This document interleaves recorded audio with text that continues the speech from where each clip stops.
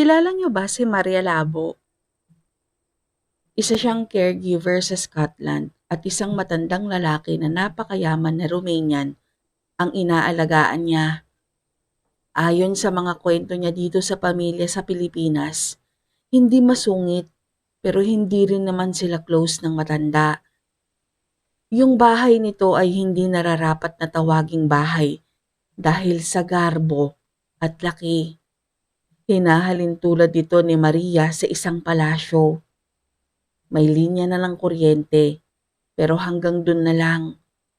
Ayaw ng matanda na may TV o radyo. Ang pangpalipas oras nilang magkakatrabaho ay ang pagbabasa ng libro sa napakalaking silid-aklatan ng palasyo. 6 silang magkakatrabaho puwera sa mayordomo. Yung mayordomo lang kasi ang kinakausap talaga ng matandang lalaki at masungit ito ayon kay Maria. Hindi niya kinabibilang na katrabaho. May cook, may tagalaba at plancha, may driver, may 2 tagalinis. Tapos siya, yung caregiver, yun talaga ang inaplayan niya. Pero wala sa mga inaral niya ang nagawa niya sa matanda. Hindi niya naman kasi pinapakain, pinapaliguan, binibihisan, o pinapainom ng gamot. Ang tanging ginagawa niya lang ay ihanda ang damit nito sa araw na yun, kunin ang mga maduduming damit nito araw-araw, palitan ng mga bedsheet at punda, at ang pagtulak dito ng naka-wheelchair pababa sa kwarto nito. Sa pinakababang parte ng palasyo ang kwarto nito, yung cellar.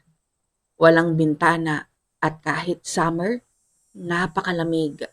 Naka-wheelchair yung matanda pero pag nasa tapat na sila ng cellar, tumatayo ito at mag-isa nang bumababa.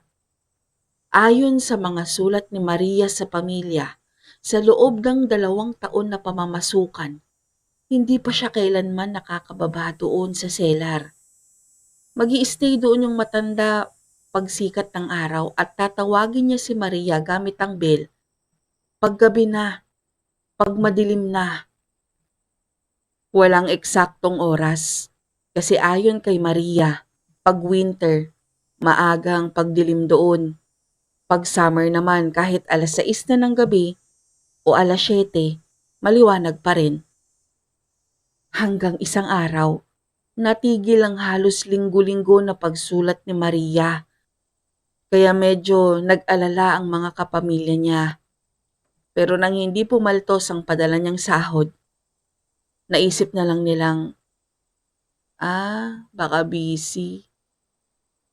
Hanggang isang araw nakatanggap sila ng cassette tape galing sa kanya.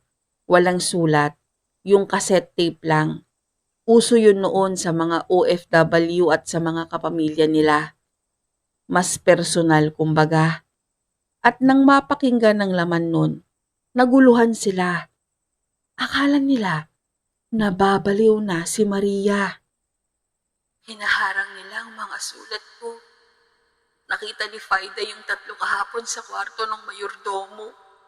Kasama ng mga sulat din ng mga kasama ko pati ni Faida. Gusto ko nang umuwi. Kasi hindi siya tao. Silang dalawa ng mayordomo, hindi sila tao. May mga bangkay sa cellar sa loob ng mga bariles. Inilalabas yung mga bariles tuwing linggo. May mga kumukuha dito. Tingin namin nila Faida. Hindi din mga tao yung kumukuha ng mga bariles. Tapos kinausap ako ng matanda. Sabi niya ako ang pinakapaborito niya sa lahat ng mga nag-alaga sa kanya. Sabi niya may ireregalo siya sa akin na hindi kailanman mapapantayan ng pera. Yung boses niya hindi pagmatanda.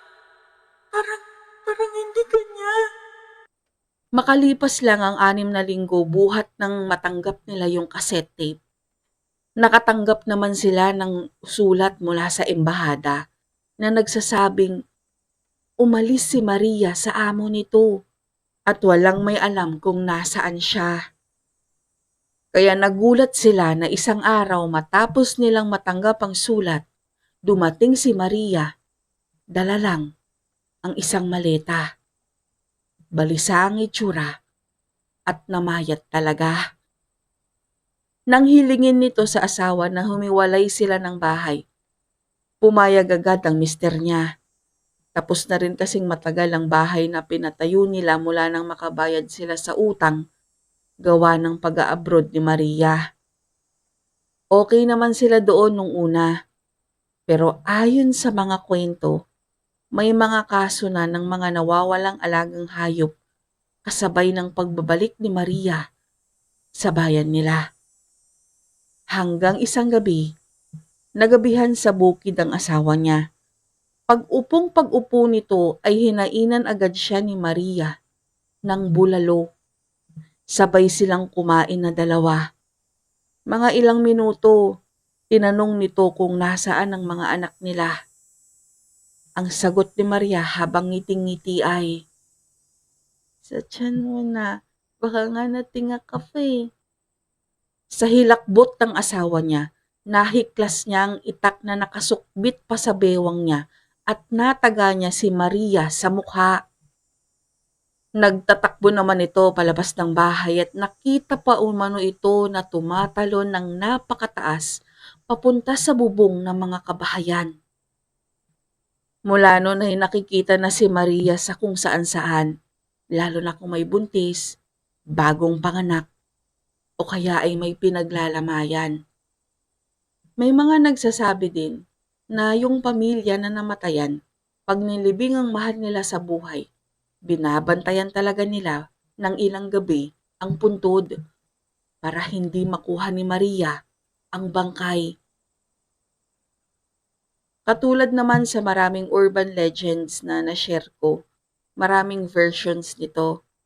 Pero ito ang pinakagusto kong version kasi ito ang pinakaunang kwentong katatakutan na narinig ko na siyang naghatak sa akin sa mundo ng kababalaghan.